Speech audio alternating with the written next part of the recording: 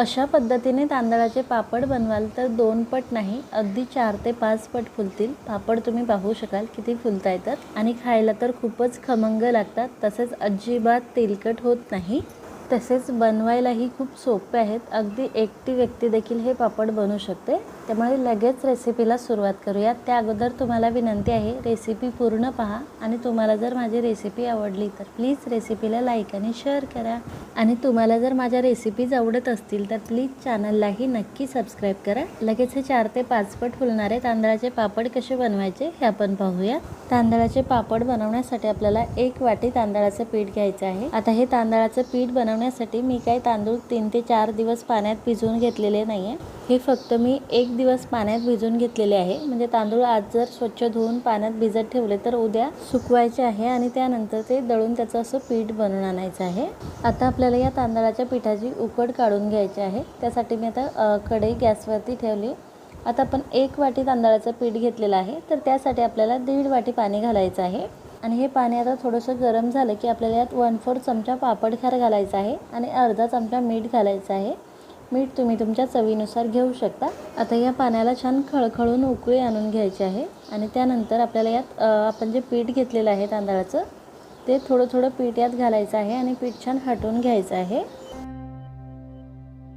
सर्व पीठ घालून झालं की लगेच गॅस बंद करायचा आहे आणि हे व्यवस्थित पाण्यात मिक्स करून घ्यायचं आहे। गॅस जर चालू असेल तर हे खूप लवकर घट्ट होत जातं, त्यामुळे गॅस बंद करायचा आहे आणि हे व्यवस्थित मिक्स करून घ्यायचं आहे।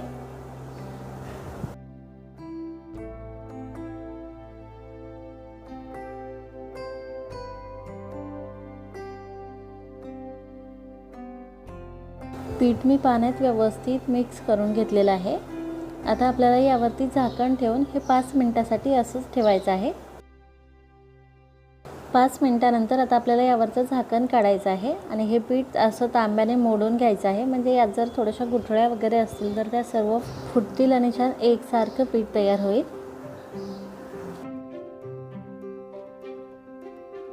पीठ असं 1 मिनिटभर मोडून घेतल्याच्या नंतर तुम्ही पाहू शकाल छान एकसारखं पीठ तयार झालेलं आहे। यात आता कुठेही गुठळ्या वगैरे दिसत नाहीये। आता यानंतर आपल्याला एक एक्स्ट्राची स्टेप करायची आहे, यामुळे पापड खूप छान फुलतात। आता आपल्याला एक कॉटनचा रुमाल घ्यायचा आहे, यावरती सर्व पीठ ओतून घ्यायचं आहे आणि या पिठाची आता एक पोटली तयार करायची आहे। याला व्यवस्थित गाठ बांधून घ्यायची आहे जेणेकरून हे पीठ बाहेर येणार नाही। आणि आता हे पीठ आपल्याला परत वाफवून घ्यायचं आहे। त्यासाठी मी कुकरमध्ये पाणी घातलेलं आहे, त्यानंतर एक डबा ठेवलेला आहे, त्यावरती पुन्हा एक डबा ठेवायचा आहे आणि त्यात ही पोटली ठेवायची आहे। आणि आता कुकरचं झाकण लावून आपल्याला याच्या 10 ते 12 शिट्ट्या काढून घ्यायच्या आहेत। 10 ते 12 शिट्ट्या झाल्याच्या नंतर परत हे मी 5 मिनिट कुकर थंड होईपर्यंत ठेवलं होतं आणि त्यानंतर आता हे पोटली सोडून घेते। तुम्ही पाहू शकाल खूप छान स्मूथ पीठ तयार झालेलं आहे। आता आपल्याला हे पीठ गरम असतानाच थोडंसं मळून घ्यायचं आहे, तर त्यासाठी हे पीठ मी कॅरी बॅगमध्ये घालते, ज्यामुळे खूप छान सॉफ्ट पीठ तयार होतं। तसेच हाताला चटकेही बसत नाही आणि कमी मेहनतीत लवकर पीठ मळलं जातं।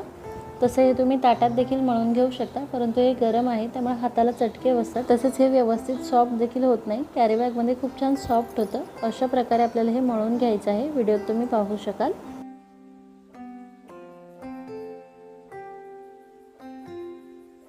1 ते 2 मिनिट मळून घेतल्याच्या नंतर लगेच असं सॉफ्ट पीठ तयार झालेलं आहे, तुम्ही पाहू शकाल। आता आपण याचे पापडासाठी छोटे छोटे बॉल्स तयार करून घेऊयात। खूप छान सॉफ्ट बॉल तयार होत आहे, तुम्ही पाहू शकाल। 2-3 बॉल मी तयार करून घेते आणि त्यानंतर तुम्हाला दाखवते। तुम्ही जर एका वेळी हे सगळे बॉल्स तयार करून घेत असाल तर सगळे बॉल्स तयार करून घेतल्याच्या नंतर परत कॅरी बॅगमध्ये ठेवा, म्हणजे हे थंड होत नाही, जसेच्या तसे गरम राहतात आणि मग पापड करायलाही सोपं जातं। 3 बॉल्स बनवून घेतलेले आहे मी। आता तुम्हाला पापड बनवून दाखवते। पापड बनवण्यासाठी आपल्याला पॉलिथिन शीटचा वापर करायचा आहे। पॉलिथिन शीटला सुरुवातीला फक्त थोडंसं तेल लावून घ्यायचं आहे, जेणेकरून पापड याला चिटकणार नाही। आणि त्यानंतर आता यावरती पिठाचा गोळा ठेवून परत वरतून आपल्याला प्लॅस्टिक शीट अशी लावायची आहे आणि याला थोडंसं प्रेस करून घ्यायचं आहे, यामुळे पापडाला छान सुरुवातीलाच गोल आकार येतो। आणि आता आपल्याला पाहिजे तसा पापड लाटून घ्यायचा आहे। खूप भरभर लाटले जातात हे पापड आणि खूपच सोपे आहे, तसेच बिलकुल चिरत वगैरे नाही आहे, तुम्ही पाहू शकाल। आता हे मी सुकण्यासाठी घरातच फॅनच्या हवेखाली प्लॅस्टिक शीटवरती टाकते। आता मी तुम्हाला परत एक बनवून दाखवते। परत आपल्याला एक पिठाचा गोळा घ्यायचा आहे आणि त्याला असं दाबून घ्यायचं आहे। तुम्ही पाहू शकाल अर्धा पापड तर आपला इथेच तयार झाला। आता याला थोडंसं लाटून घ्यायचं आहे। पापड मशीनने देखील तुम्ही हे पापड बनवू शकता, म्हणजे थोडंसं प्रेस केलं की लगेच पापड तयार होतं। हा बिलकुल जास्त वळ वगैरे लागत नाही याला। दुसराही पापड आपला तयार आहे। किती सोपे आहे ते पापड बनवायला तुम्ही पाहू शकाल आणि खरंच हे खूप म्हणजे खूप छान होतात। फक्त आपल्याला आपण जी दुसरी एक्स्ट्रा स्टेप केलेली आहे ती करायची आहे, बिलकुल टाळायची नाही आहे। त्या स्टेपमुळे आपले पापड 4 ते 5 पट फुलतात, त्यामुळे ते करणं खूप गरजेचं आहे। आपला तिसराही पापड तयार झालेला आहे, तुम्ही पाहू शकाल। आता राहिलेले सर्व पापड देखील मी अशाच प्रकारे बनवून घेते। हे पापड मी आता आज फॅन खाली सुकवते, उद्या छान उन्हात वाळवून घेणार आहे आणि त्यानंतर तुम्हाला दाखवेलच। तुम्ही हे पापड फॅन खाली न वाळवता डायरेक्ट उन्हात देखील वाळू घालू शकता। पापड मी पूर्ण 1 दिवस उन्हात छान वाळवून घेतलेले आहे आणि आपले छान पांढरे शुभ्र पापड तयार झालेले आहे, तुम्ही पाहू शकाल। तसेच हे बिलकुल तुटलेले वगैरे नाही आहे। आता पापडाची साईज तुम्ही पाहू शकाल आणि तळल्यानंतर याची साईज तुम्ही पाहू शकाल।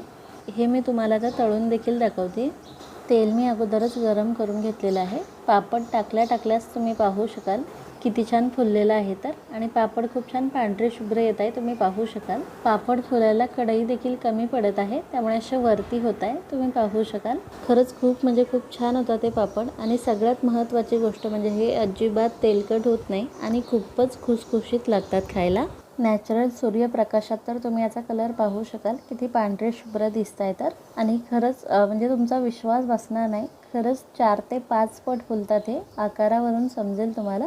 सुकल्याच्या नंतरचा पापड तुम्ही पाहू शकाल आणि तळल्याच्या नंतरचा पापड तुम्ही पाहू शकाल। 2 तळहात कमी पडतील एवढा पापड फुलून तयार होतो। तसेच खूपच खमंग आणि हलके होतात ते पापड। तुम्ही एकदा बनवून पहा, खूप आवडतील तुम्हाला। तर नक्की बनवा आणि कशी वाटली तुम्हाला ही रेसिपी हे कमेंट करून नक्की सांगा। आणि खरंच तुम्हाला जर माझी रेसिपी आवडली असेल तर प्लीज रेसिपीला लाईक, शेअर आणि चॅनलला नक्की सबस्क्राईब करा। Bye bye.